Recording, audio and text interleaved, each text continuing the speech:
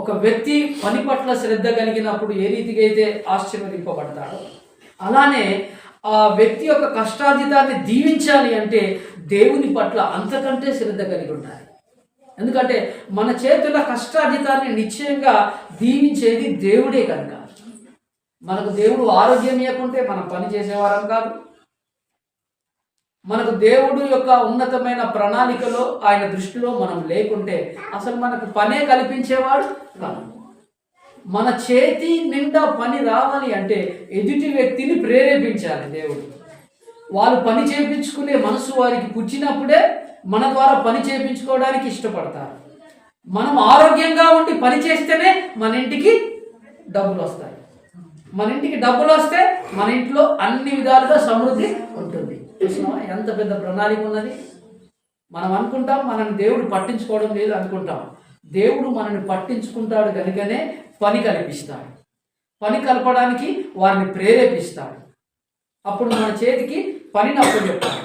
మనం ఆ పనిని శ్రద్ధగా చేసినట్లయితేనే మన ఇంటికి ధనం వస్తుంది. నిర్లక్ష్యంతో ఉంటే మన ప్లేస్లో అర్థమైందా?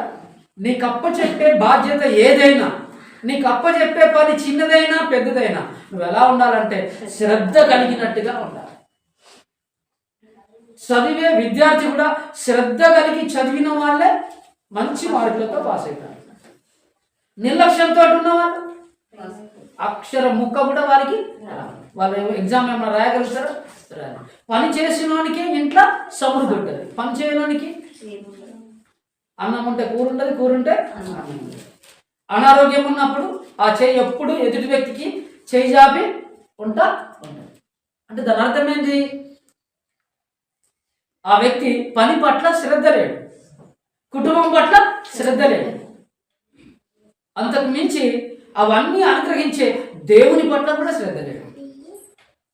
ఒక వ్యక్తి దేవుని పట్ల శ్రద్ధ ఉంటే దేవుని లేఖనంలో సెలవిస్తున్నటువంటి మాట ఏంటో తెలుసా? పని చేయకుండా నువ్వు భోజనం చేయద్దు. అంటే నువ్వు భోజనం చేస్తున్నావు అంటే ఏం పని చేసి వచ్చి భోజనం చేస్తున్నావు? నువ్వు తినే ఆహారము నువ్వు నిజంగా కష్టపడి సంపాదించి తెచ్చుకున్నటువంటి భోజనమేనా? లేకుంటే బెదిరించి అదలిచ్చి కొంతమంది ఉంటారు ఇంట్లో వాళ్ళని ఏం చేస్తారు? బెదిరించి ఆ పూట గడుపుకొని ఏదో సాధించిన అన్నట్టుగా ఉంటారు. అట్లా ఉండద్దు. దేవుని బిడ్డలు ఎట్లా ఉండాలి?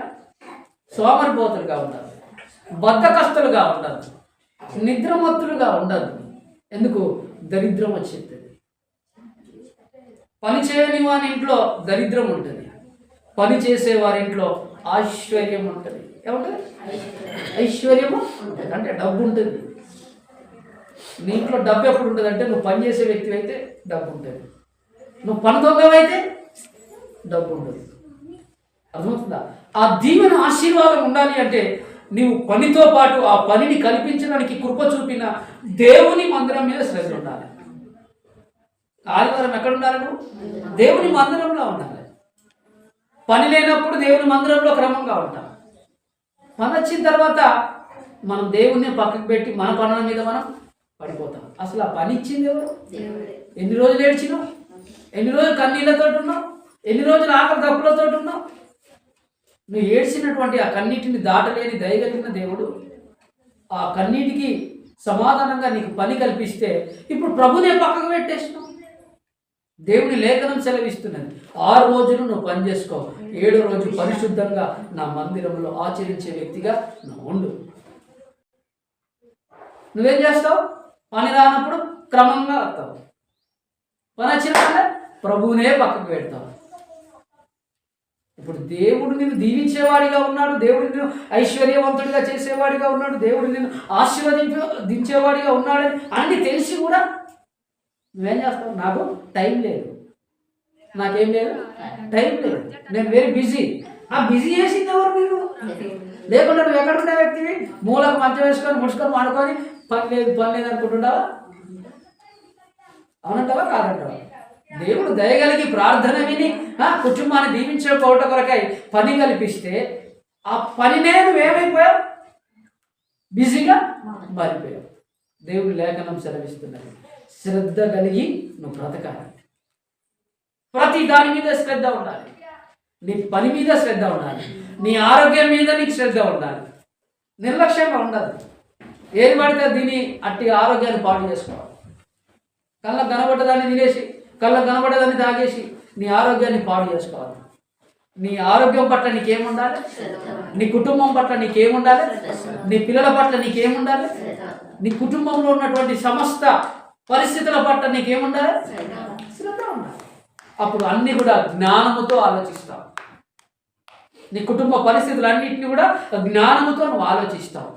అప్పుడు ఎదుటి వ్యక్తి చెప్పే అవకాశాన్ని ఇవ్వకుండా, ఒకవేళ కొరత, సమృద్ధి లేని స్థితి, అనుకున్న ఆశించినటువంటి ఆనందం లేని పరిస్థితి ఉంటే నువ్వు నమ్మకంగా దేవుని సన్నిధిలో శ్రద్ధగా కనిపెడతావు. ఎట్లా కనిపెడతావు? శ్రద్ధగా కనిపెడతావు. అప్పుడు నీ ప్రార్థనను బట్టి, నీ విధేయతను బట్టి, నీ భక్తిని బట్టి దేవుడు నువ్వు అడిగిన దానికంటే, నువ్వు ఊహించిన దానికంటే ఉన్నతమైన ఆశీర్వాదాన్ని ఇస్తాడు. ఇచ్చిన దాన్ని కాపాడుకోవాలి. ఇచ్చిన దానిని కాపాడుకోవాలి. ఎందుకంటే ఆయన ఇచ్చినప్పుడు దాచుకున్న వారి జీవితాలలోనే దీవెన ఆశీర్వాదం.